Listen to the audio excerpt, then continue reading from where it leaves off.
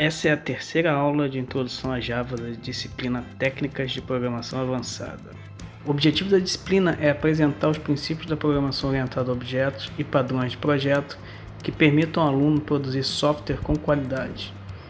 Nessa aula vamos continuar falando sobre os princípios da programação em Java.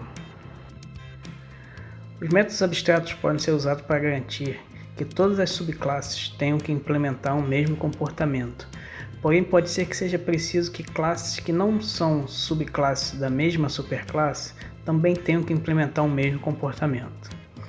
Herança múltipla seria uma forma de fazer isso, mas como Java não aceita herança múltipla, pode-se utilizar interfaces. As interfaces permitem definir comportamentos que classes que não necessariamente herdam da mesma superclasse devem implementar. Uma classe deve usar o modificador implements para indicar que ela deve implementar os comportamentos definidos na interface.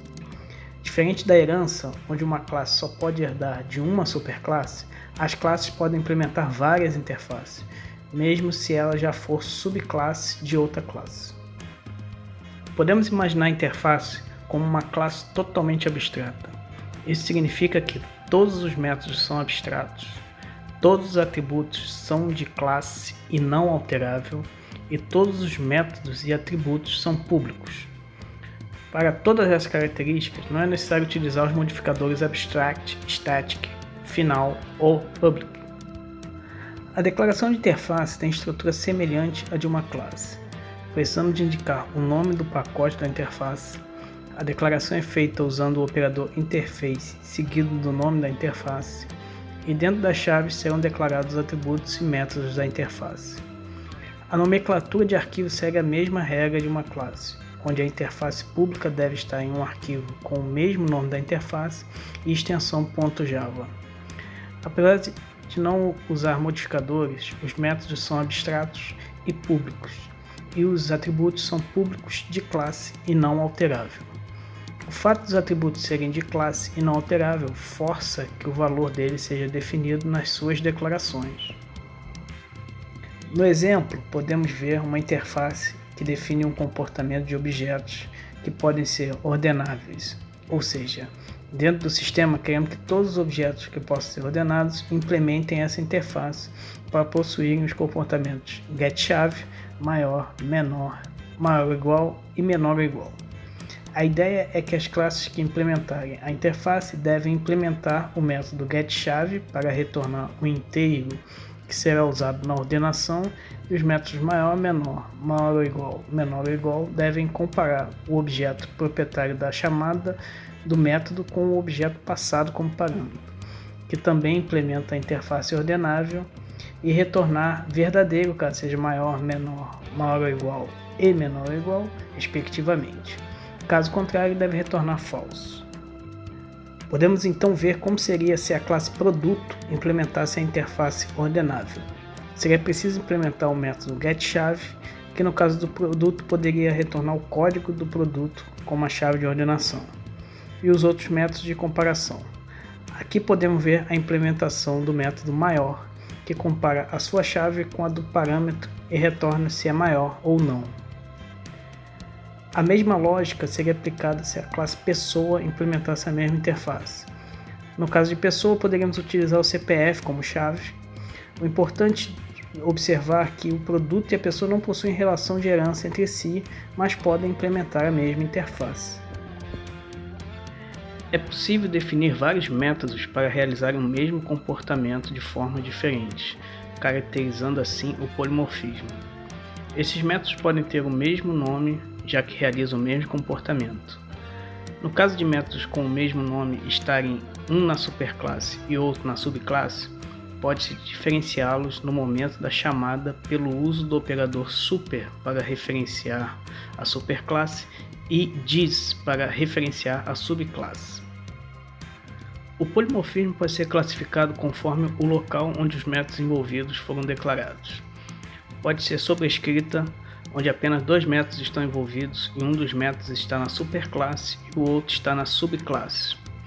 Ou sobrecarga, onde vários métodos estão envolvidos, estando eles na superclasse ou na subclasse. Na sobrescrita, os métodos devem ter a mesma lista de parâmetros, com a mesma quantidade de tipos de parâmetros na mesma ordem, e ao executar o método sempre irá executar o método declarado na subclasse. Na sobrecarga, os métodos devem diferenciar na lista de parâmetros, na quantidade ou no tipo dos parâmetros, e a escolha de qual método será executado será definido pelos argumentos passados no momento da chamada do método. No exemplo, podemos ver a classe pessoa com os métodos de acesso do atributo nome. A classe cliente poderia ter o atributo sobrenome, de forma que fosse necessário atribuir valor ao sobrenome sempre que fosse atribuído valor ao nome desse cliente. Assim, temos uma nova forma de realizar o mesmo comportamento, que é a atribuição do nome. Essa nova forma consiste em separar o sobrenome. Uma maneira que existe para fazer isso é sobrescrever o método setNome na classe cliente, de forma que ao chamar o método setNome para um objeto cliente, o método usado seja o definido na classe cliente, e se chamar o método setNome para um outro objeto pessoa que não seja cliente, continue chamando o método setNome definido na classe pessoa. Observe que o método setNome na classe cliente deve realizar a operação a mais necessária, que é atribuir o valor de sobrenome, mas deve continuar realizando o comportamento original, que é atribuir o valor de nome. O comportamento original é garantido com a chamada de setNome da superclasse, através do uso do operador super. Além dessa nova forma de realizar o comportamento, que foi a de separar o sobrenome, poderíamos ter uma nova forma onde o sobrenome já está separado antes da execução do comportamento. Assim, poderia ser feita uma sobrecarga do método, de forma que seja possível passar o nome e o sobrenome separados. A classe cliente teria dois métodos setNome, mas eles diferenciam na quantidade de parâmetros.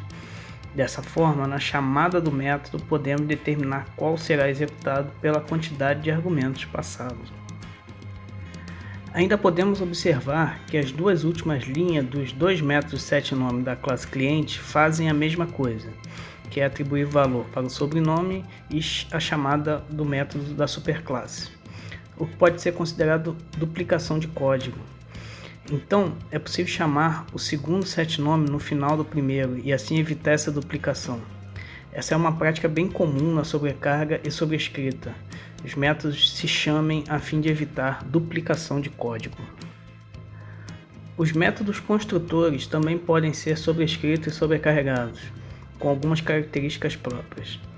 Na sobrescrita, cada construtor tem o nome da sua classe, mas o construtor da subclasse é obrigado a chamar o construtor da superclasse. Se for usado o construtor default, essa chamada pode ser implícita, mas ela ocorrerá sempre. No exemplo, a classe pessoa possui o construtor que recebe o nome da pessoa. Podemos definir o construtor na classe cliente, que também recebe o nome do cliente. Esse construtor chamará o construtor da superclasse, utilizando apenas o operador super, sem necessidade de explicitar o nome do construtor. Mesmo os construtores tendo cada um o nome da sua classe, isso é considerado uma sobrescrita. Podemos fazer a sobrecarga do construtor, que recebe o nome separado do sobrenome.